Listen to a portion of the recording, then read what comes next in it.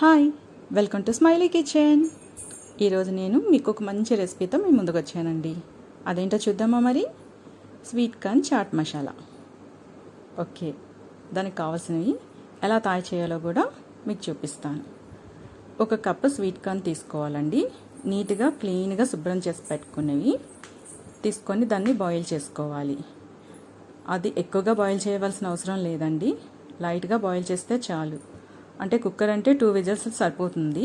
డైరెక్ట్గా అంటే కొంచెం చూసుకొని, మరీ అంతగా బాయిల్ చేయవలసిన అవసరం లేదు. లైట్గా బాయిల్ అయితే సరిపోతుంది. 2 విజిల్స్ పెట్టుకుంటే ఎలా వస్తుందో ఆ మాత్రం బాయిల్ చేసుకుంటే సరిపోతుంది. ఇది మనం అప్పుడప్పుడు బయటకు వెళ్తూ ఉంటాం కదా, తింటూ ఉంటాం కదా స్వీట్ కార్న్. ఎంత స్మెల్ వస్తుంది, ఎంత బాగుంది అని చెప్పేసి అని అనుకుంటాం. అలానే వస్తుంది. ఇప్పుడు మీరు కూడా నేను చేసిన మాదిరి చేశారు అంటే మీకు కూడా సేమ్ టేస్ట్, సేమ్ ఫ్లేవర్ వస్తుంది. సో పెద్దవాళ్ళు చిన్నవాళ్ళు ఇద్దరు కూడా ఇష్టంగా తినొచ్చండి. నిజమండోయ్, నమ్మండి. ఓకే, నేనైతే స్టవ్ మీద కుక్కర్ పెట్టేసుకున్నాను. 2 విజిల్స్ వచ్చేంత వరకు ఉంచేసుకున్నాను. ఇప్పుడు దీన్ని ఓపెన్ చేసేసి కొంచెం వాటర్ అందులో ఉంటుంది కదా, మనం కొంచెం వాటర్ వేసాం కదా, ఎంత కాస్త అయినా సరే వాటర్ వస్తుంది. ఆ వాటర్ సైడ్కి తీసేసేయాలి. తీసేసి ఒక బౌల్లోకి స్వీట్ కార్న్స్ వేసుకున్నాం, బాయిల్ చేసినవి. దీంట్లో కొంచెం పచ్చిమిర్చి వేసుకున్నాను. 1 కప్పు రా ఆనియన్ అండి, కట్ చేసి పచ్చి ఉల్లిపాయ ముక్కలే కట్ చేసి వేసుకున్నాను. నెక్స్ట్ వచ్చేసి క్యారెట్ తురుము కొంచెం తరిగేసుకొని వేసేసుకోవాలి. కట్ చేసుకొని కూడా వేసుకోవచ్చు అండి, నేను తురుము వేసుకున్నాను.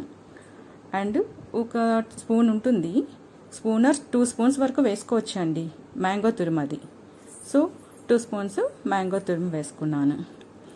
అండ్ 1 కప్పు టమాటోస్ కూడా చిన్న చిన్న పీసెస్ కట్ చేసేసుకొని వేసేసుకున్నానండి. అండ్ కొంచెం కొత్తిమీర, ఎక్కువగా యూజ్ చేయొద్దు, కొంచెంగా తీసుకుంటే సరిపోతుంది. అన్నీ ఎక్కువ అయిపోతే మసాలా ఎక్కువైపోయినట్లు అనిపిస్తుంది, ఫ్లేవర్ కోసం మాత్రమే. అండ్ చాట్ మసాలా తెలుసు కదా మీకు, కొంచెం చాట్ మసాలా, కొంచెం pepper masala. And pepper powder తెలుసు, ఇంట్లో తయారు చేసుకుందానే వేసుకోవచ్చు, మనం బయట అనేది తీసుకునేది వేసుకోవచ్చు. అండ్ కొంచెం పొడి కారం అండ్ సాల్ట్. ఫైనల్గా టేస్ట్ అంతా దీంట్లోనే ఉంటుందండి. లెమన్ జ్యూస్ ఇంపార్టెంట్ అండి.